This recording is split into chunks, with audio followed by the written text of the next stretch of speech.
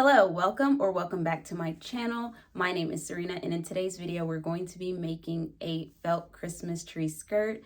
I wanted to make a felt Christmas tree skirt to match some felt stockings that I made using Wearing History's craft pattern. I will leave a link to that pattern in the description below, but that was a true vintage 1950s pattern that was digitally reproduced for us to make. And so today I'm using a modern pattern inspired by vintage tree skirts, and I'll leave the information for that pattern in the description as well. Today I wanted to work on something really quick and easy, but also no sew, so it's very beginner friendly. You can sew this pattern, but I wanted to go with something that was really quick to do since I have been working on a lot of detailed applique projects as of late. If you enjoy my content, please like this video as well as subscribe to my channel, and don't forget to turn on the notification bell so you're notified anytime that I post. You can also follow me in real time at SewRena_ on Instagram. And if you'd like to support me further, you can leave me a virtual tip on Ko-fi. The link will be in the description box below. Now let's get into the video. Here are the felt stockings that I made using the Wearing History 1950s pattern. The link to this pattern will be in the description.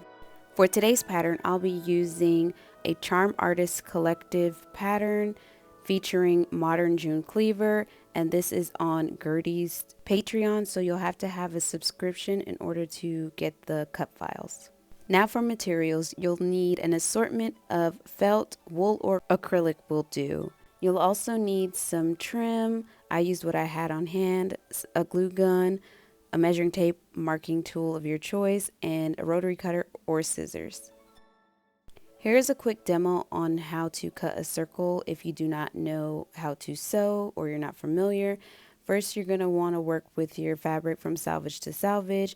That is the manufactured raw edge, and you're going to want to fold it like a hot dog first, and then you're going to fold again like a hamburger. And then working from the folded edges, you're going to want to take your marking tool and mark the length of the skirt that you want. I did 19 inches on mine, and then for the second tree opening, I marked 2.5.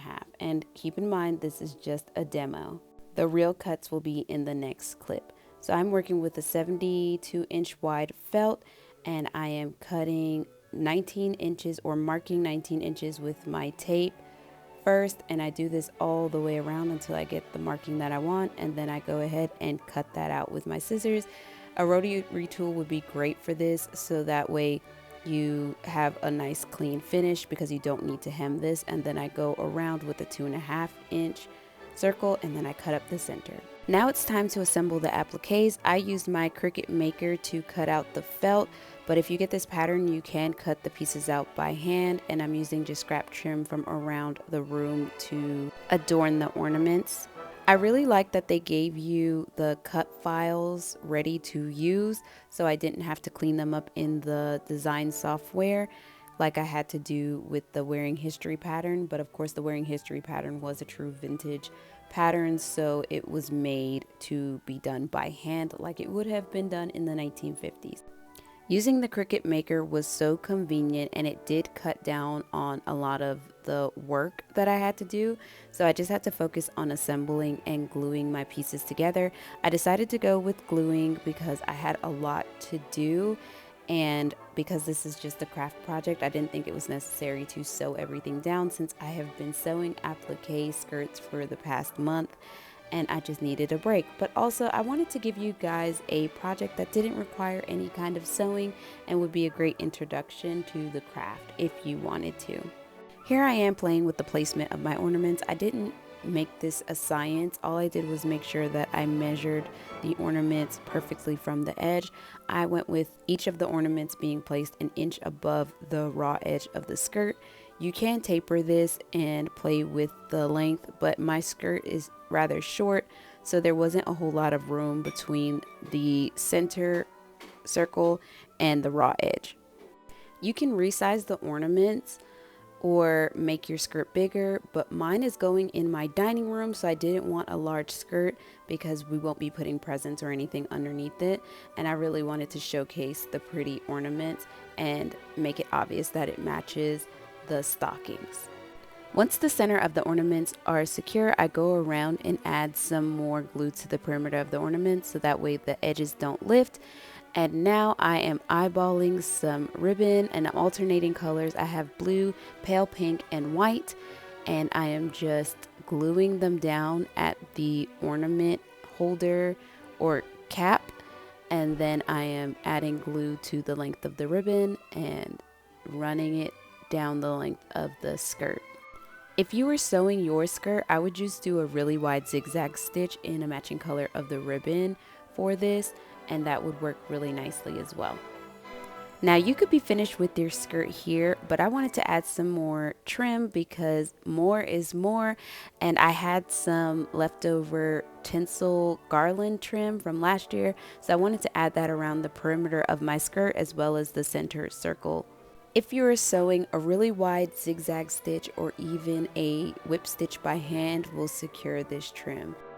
Red was not my first choice for the main fabric of the skirt. I actually did a pickup order for a pale blue felt, and I was so sad when the order was canceled, so I went to the store myself, and red was the only thing that worked for my dining room, and I was afraid that it was going to be just too bold, especially since most of my house is very pastel colors, and while I think red would make a lovely accent, I was afraid for it to be the main color of the skirt. But I definitely have changed my mind on that. I think red is actually perfect. Also, I wanted to avoid red to keep from falling in the traditional Christmas category in terms of color, but I think the pops of purple and pink and orange has really helped set it apart from ordinary Christmas colors. It's been about a day since I completed this project, and now that I'm working on the editing, why has the thought of making a matching advent calendar and table runner crossed my mind? I swear, if I don't create problems and projects for myself, I definitely don't think I have the time to do it this year, but it's definitely something to consider for next year. Plus, I'm not someone who redecorates in a different scheme annually for Christmas, so it would definitely leave me with more projects to do next year. The only reason why we are doing this new scheme of decorating is because we do live in a new house and we moved. At our old house we had really tall ceilings, so we would go to a tree farm and get a 14-foot natural tree, and the ornaments for that tree were massive. Now that our ceilings are not quite as tall and we have smaller trees, we have to scale things back a little, and even our old tree skirt was really big. The plan is for this to be our forever home, so I do think I'll run out of crafts eventually, since I do plan on using everything over and over for generations to come. Now that I am winding down to the end of the video, I want to thank you so much for clicking on this video. I hope you found it helpful and entertaining. If you like this video and would love to see more from me, please consider subscribing, as well as liking and sharing this video with someone else you think might like it. If you would like to keep up with me in real time, you can follow me on Instagram at SewRena_. If you are interested in supporting me further, please check out my Ko-fi. The link will be in the description box below, and you can leave me a virtual tip. But you can also download some of my personal applique images that I have provided for you guys for free. So check that out if you're interested. Thank you so much for watching. I look forward to seeing you in the next one. Have a great day. Bye.